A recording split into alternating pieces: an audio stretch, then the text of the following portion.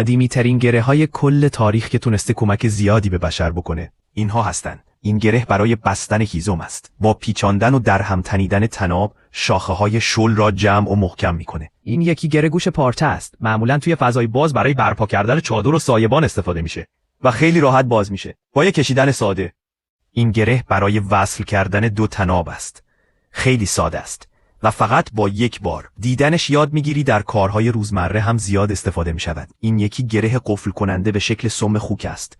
گرهی است که استاد قدیمی لوبان ساخته و بیش از 1000 سال قدمت دارد. این گره برای محکم کردن بار هنگام حمل و نقل است. برای ثابت نگه داشتن بار روی خودرو یا وسیله نقلیه استفاده می شود تا چیزی در مسیر نیفتد. این گره برای دهانه بطری یا دبه است.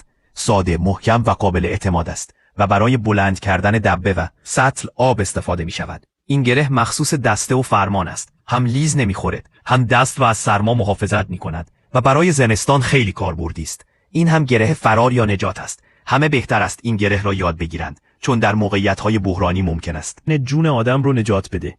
اگه این ویدیو رو دوست داشتی لایک کن و یه سر به پیجم بزن.